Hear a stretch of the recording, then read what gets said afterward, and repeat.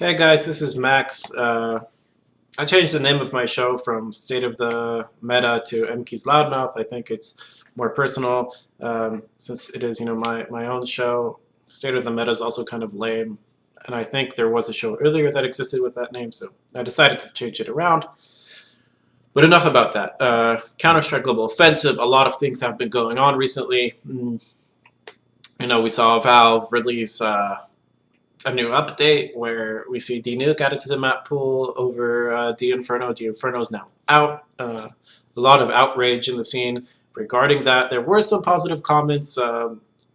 Lurpus, his usual self, is kind of, saying, yeah, let's see how it goes. It's a good change, progress, whatever. But then we see the Navi guys being very angry. That was their best map. NIP obviously very happy. So, it's kind of mixed feelings, but I think overwhelmingly the result is negative, or at least the not the result, but the way the acceptance of the map is going. I think more teams are not so willing to accept it. Counter-Strike is conservative, but moving on. Simple, obviously leaving Team Liquid. Huge news there, and this kind of ties into what's going on in the CIS scene, so I do want to talk about that a little bit, and E-League invites as well. A little controversy there, maybe not as much because you have to take into consideration what E-League is doing, but we'll hit on that later as well. Guys, before I start, be sure to subscribe to my video or to my channel. I'll be releasing many of these videos. I'm also broadcasting matches, so be sure to subscribe. That way you can be updated on when I release new videos and so on. So, let's hit the topic of Nuke. So for those who don't know, and here's a link, I'll add it, let's say right there. There's a link to the blog that Counter-Strike released about, their update, which the major news, because a few things happened in this update, but the overwhelmingly major news here is that Nuke is in the active duty map pool, Inferno is out, and the changes.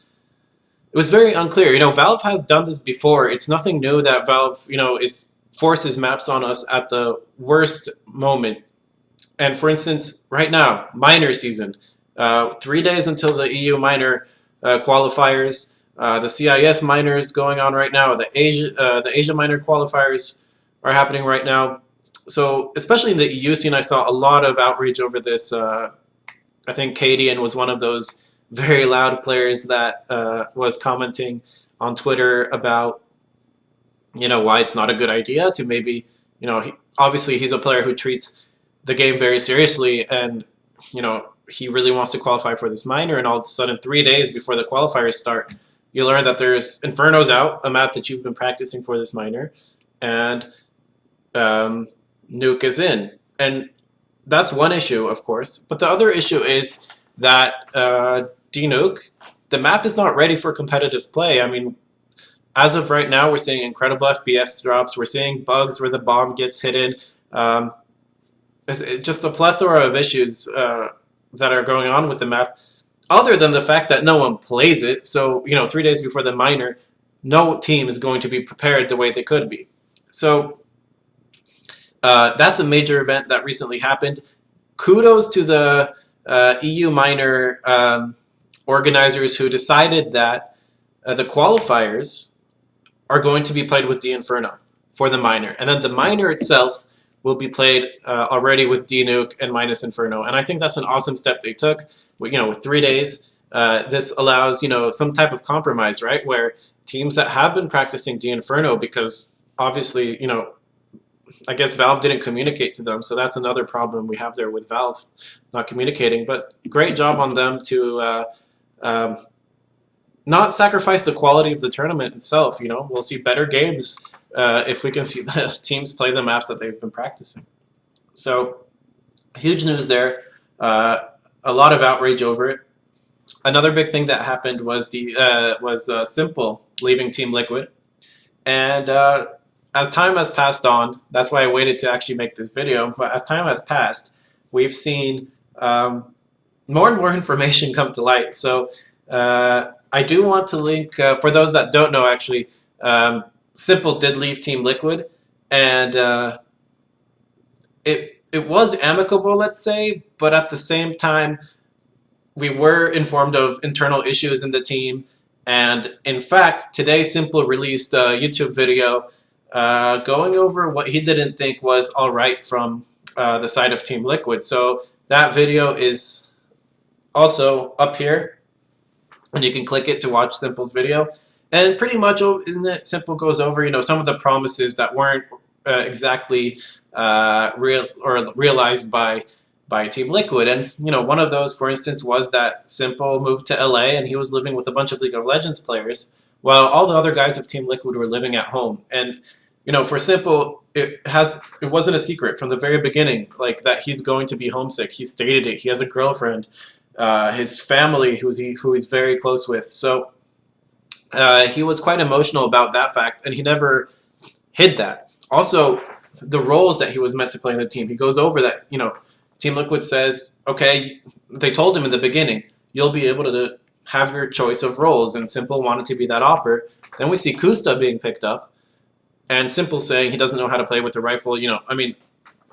I don't know that much internally about Team Liquid, but if Simple says he has to play with the op, then understandably so. And even Simple said, okay, then I want two oppers. I want to play it as well. And Liquid said no. And so it seems like, although that video is only one side of the story, it does seem like Team Liquid could have done more to make sure that Simple does feel comfortable in the team. Not the organization itself, but maybe the team. Because I do think Team Liquid, as an organization, did everything they really could have to make him feel comfortable. But at the same time, the organization has to make sure that the team is on the same page that they are. Oftentimes, we see that players, aren't on the same page as the organization itself. That's when all the scandals break out and whatever.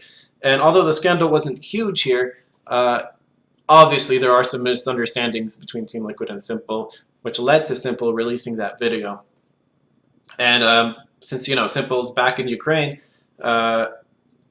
we have huge changes that are about to happen in the CIS scene, and I think it's important to touch on these because other than Simple coming back to Ukraine, that's not the only huge change that happened recently in the CIS scene. And I think individually everyone knows these, but I'd just like to connect the dots here because it's huge. First of all, we see Waylander leaving Gambit.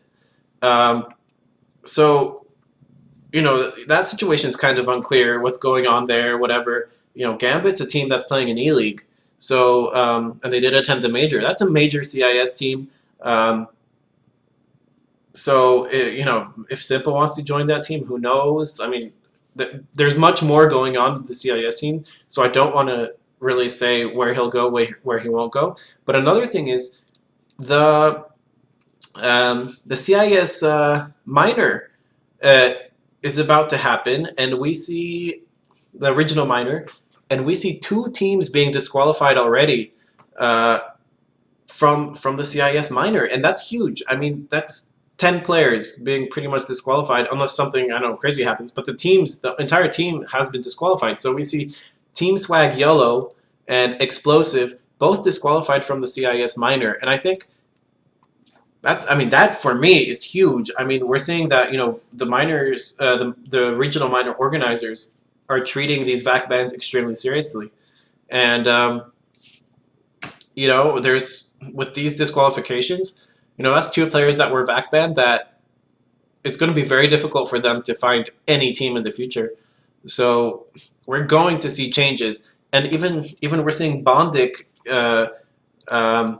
joining Hellraisers from Flipside, so that leaves another place open in Flipside, and who knows if Hellraisers is done with their changes. I mean, we're seeing everywhere just changes in the CIS scene all of a sudden, all at once. And add to this that one of the best players in the CIS region, Simple, if not one of the best fraggers in the world, is coming back to CIS, so he's going to be looking for a team. Then nothing is certain because even one of the best CIS teams could decide, okay, well, we'll just take Simple, and we'll throw someone out because Simple's that good. Even Navi, I mean, come on, Guardian with his wrist issues, who knows how long his wrist is going, how long he's going to be cleared for play. And with that, I mentioned that Gambit is an E-League, so I want to go over the EL invites, E-League invites, and Thorn made a video, which is linked here.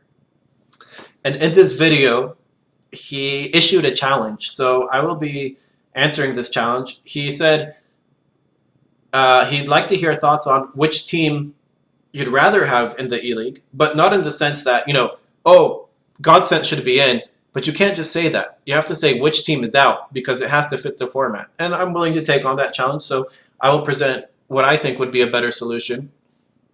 So yeah, E-League invites. The link to E-League invites, right there. And so who do we have? Luminosity, Mousesports, Renegades, Team Dignitas, Complexity, G2 Esports, Astralis, Echo Fox, SK Gaming, FaZe Clan, NIP, Tyloo, Cloud9, Fnatic, Envious, TSM, Flipside, Navi, Gambit, Team Liquid, Virtus Pro, NRG, CLG, Optic Gaming. Okay, and so that is 1, 2, 3, 4, 5, 6, 24 teams. That's a lot of teams, to be honest, to have in a league like E-League. Now, first thing to understand about E-League, it's a TV league. It's supposed to be extremely mainstream, and I don't know, I'm not on the inside, but I'm guessing casual. That's what, for me, TV league means. So obviously they're looking for brands. I mean, that's the only way you can explain why SK Gaming is invited, why Optic, NRG, who else is there? Echo Fox. I mean, it's the only explanation. Now, I want to, okay, I would see Godsent in. I think Godsent should be in, but now I want to talk about who I would see out and why it won't beat Tyloo. In my previous video, I mentioned that Godsent made it farther in the tournament than Tyloo, and I think Tyloo might be, this one-hit wonder, or if not one hit, then inconsistent team. We don't know yet.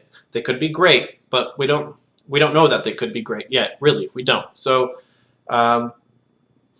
I definitely wouldn't throw Tyloo out, however, because they are the Asian representative, and I do see them as, one of the strongest Asian representatives. However, with that being said, I think even one more Asian team should be in there. If not Asian, then at least Southeast Asian region. I mean, even Immunity maybe, or the Mongols, CyberZen, one of those teams. Because right now we see Renegades and Tyloo, and I don't think that's representative of, I think we're seeing the Asian scene grow into like this new NA scene where they finally have competition that can compete with each other in their own region. And I'd like to see one of those teams be invited to E-League so that they can compete also on international soil against each other, because I think that would help, grow their scene. So who would I see out? I think one of the CIS teams doesn't deserve to be there, and I think that's Gambit. And I realize they played in the major. I realize they have a lot of fans, and I realize that it's a huge brand. And that's something I want to touch on as well. However, first of all, they have a 4-man roster. Second of all, I don't believe they were part of the original 6 teams, so I do think they could get thrown out until the last moment. They didn't have to be one of the teams signed. And I would have liked to see Godsent in their place. And I think that's the one change I'm extremely set on. Because Godsent had an amazing showing, and we even saw the other professional teams be very supportive of them at their run at DreamHack Malmo. We saw Astralis actually on Twitter say, welcome to our crew now, to the insider professional team crew. And I think Godsent will grow. Obviously other teams accept them, respect them, and that goes miles to show how good Godsent actually is and how competitive they are if other teams showed that much respect to them, let alone their great play at the event itself.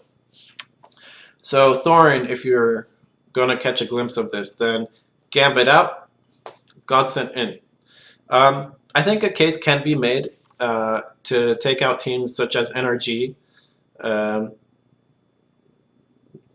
or Echo Fox, but then the thing about E-League, and I wanted to touch on this, is the fact that they're focused on these brands. They want the household names. And this is going to go on TV. So there's one thing we have to take into consideration. CSGO fans are not going to be the only fans watching this. There's going to be casual esport players who play other games who will get a glimpse of this. And those could be from League of Legends. Those could be from StarCraft.